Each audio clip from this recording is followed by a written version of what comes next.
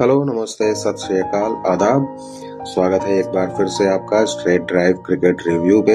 हम कंटिन्यू करेंगे एशेज का तीसरा टेस्ट और तीसरे दिन का खेल।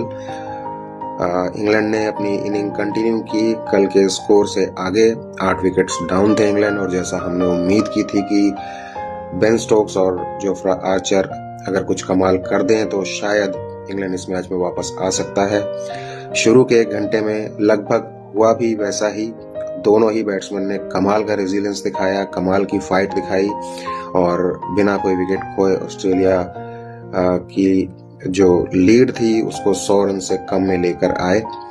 पर नई बॉल हाथ में आते ही कप्तान पैट कमिंस ने अपने ब्रह्मास्त्र मिचेल स्टार्क के हाथ में बॉल थमा दी, और मिचेल स्टार्क ने फिर वही लाजवाब पेस के साथ बेहतरीन स्विंग होती हुई बॉल्स स्टार्ट करी, और आखिरकार बेन स्टोक्स का विकेट उन्होंने अपने नाम किया। क्लीन बोल्ड आउट हुए बेन स्टोक्स। उसके बाद फिर मैच में कुछ रह नहीं गया था, तो ओवरऑल इंग्लैंड 286 रन पे अपनी इनिंग्स खत्म कर बैठे, और 85 रन की लीड थी ऑस्ट्रेलिया के पास। जिसके बाद जब वो अपनी दूसरी इनिंग्स खेलने के लिए आए तो शुरुआत काफी खराब रही।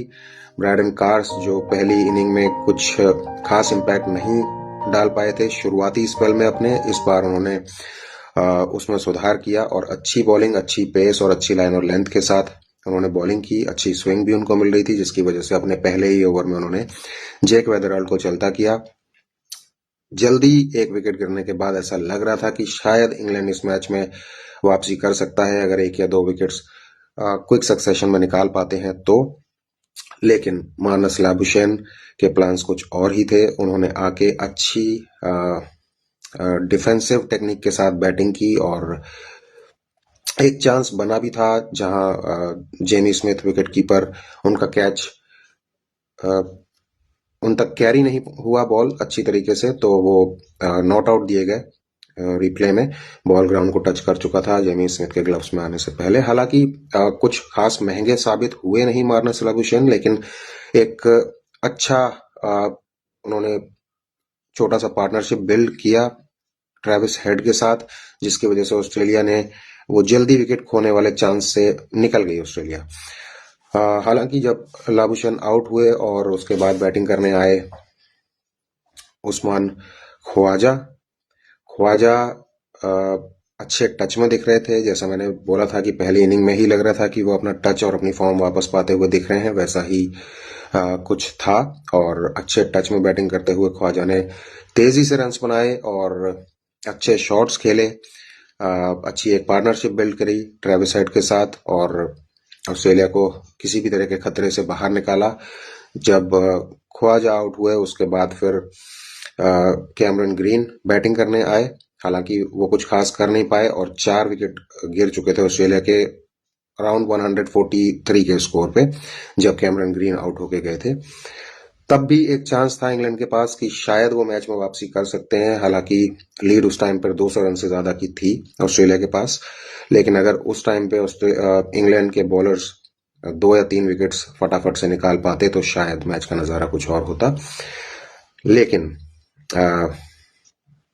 एलेक्स कैरी, जैसा हम सभी देख रहे हैं, इस पूरे एशेज में बहुत अच्छी बैटिंग और बहुत अच्छी विकेट कीपिंग उन्होंने करी है। आज भी कुछ अलग नहीं था। एलेक्स कैरी आए और विकेट पे टिक के उन्होंने अपनी एक और हाफ सेंचुरी कंप्लीट की, और ट्रेविस हेड का बहुत बेहतरीन साथ दिया। ट्रेविस हेड जो इस एशेज की अपनी दूसरी सेंचुरी बनाकर विकेट पर खेल रहे हैं अपने होम ग्राउंड में। बेहतरीन इनिंग खेली ट्रेविस हेड ने। शुरुआत काफी धीमी हुई थी, लेकिन बाद में जब उनके बैट पे बॉल ठीक से आने लग गया तो उन्होंने वही अपनी पुरानी क्लास के साथ बैटिंग स्टार्ट की। गैप्स ढूंढने में एक्सपर्ट हैं ट्रेविस हेड, इसकी ये कहने में कुछ भी गलत नहीं है। आज भी वैसा ही देखने को मिला, और उन्होंने अच्छा पेस पिकअप किया अपनी इनिंग में और अपनी सेंचुरी कंप्लीट की।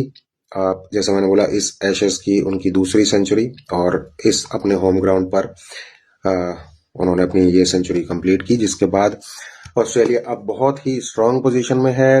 डे एंड पे Australia were 271 for 4 wickets down. Overall lead Australia के पास है 356 रन की।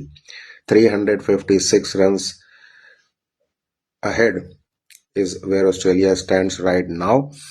6 विकेट्स अभी ऑस्ट्रेलिया के बचे हुए हैं, तो आई एम श्योर ट्रेविस हेड और एलेक्स कैरी ने जहां पे गेम आज खत्म किया है वहीं से कंटिन्यू करेंगे और उम्मीद पूरी है कि ऑस्ट्रेलिया ये मैच बहुत आसानी से जीत जाएगा। लेकिन मैं फिर वही कहूंगा, ये क्रिकेट है, इसमें कुछ भी गेस करना या अनुमान लगाना ठीक नहीं है। इंग्लैंड ने जिस हिसाब से रेजिलियंस दिखाया है, मुझे पूरी उम्मीद है कि चौथी इनिंग में भी इंग्लैंड फाइट करेगा। मैच जीतना मुश्किल हो सकता है, पर ड्रॉ का ऑप्शन अभी भी है। हालांकि जिस तरीके का बॉलिंग अटैक ऑस्ट्रेलिया का है और जिस फॉर्म में है ऑस्ट्रेलिया के सभी बॉलर्स, उसको देखते हुए ड्रॉ के लिए खेलना इंग्लैंड के लिए एक बहुत बड़ा चांस होने वाला है, क्योंकि मुझे नहीं लगता कि बेसबॉल अप्रोच से बाहर आने के बाद इतनी जल्दी इंग्लैंड अपनी टेक्निक पे काम करके और 1.5 दिन की बैटिंग कर पाएंगे। तो अब मुझे ऐसा लगता है कि England will go back to their baseball approach. Maybe वहां पर कुछ चांस है कि अगर उनके 1 या 2 बैट्समैन शुरू में क्लिक कर गए और अच्छा स्टार्ट दे दिया इंग्लैंड को, फिर एक मौका बनता है कि इंग्लैंड ये मैच जीत सकता है रन्स चेस करके, या फिर अगर बाद में विकेट्स गिरते भी हैं तो इंग्लैंड एक बार को इस स्थिति में रहेगा कि शायद वो पूरे 5 दिन का खेल खत्म होने तक नॉट आउट रहे और ये मैच ड्रॉ कराएं। तो देखते हैं क्या होता है। हालांकि अभी तक चांसेस पूरे हैं कि Australia is going to win this third test match as well, और एशेस क्लियरली ऑस्ट्रेलिया के पास आता हुआ दिख रहा है। But let's not lose our hopes, और इंग्लैंड एंड कंपनी पूरी उम्मीद है कि आप लोग अच्छा एक फाइट बैक करेंगे और कोशिश करें ये मैच ड्रॉ कराने का, जिससे कि ये सीरीज अलाइव रहे। बाकी आने वाले 2 मैचेस में I am sure England is going to fight back, लेकिन ऑस्ट्रेलिया को हल्के में लेने की गलती किसी भी टीम को नहीं करनी चाहिए, क्योंकि ऑस्ट्रेलिया इज समवन जो कहीं से भी मैच में वापस आ सकते हैं और उनका कोई भी प्लेयर मैच में उनको वापस ला सकता है।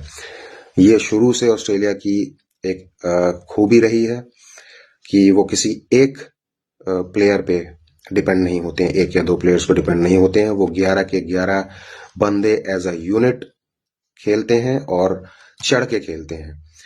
तो लेट्स सी व्हाट हैपेंस, और उम्मीद करते हैं ये मैच या तो ड्रॉ हो या इंग्लैंड जीते, ताकि सीरीज का मजा बरकरार रहे।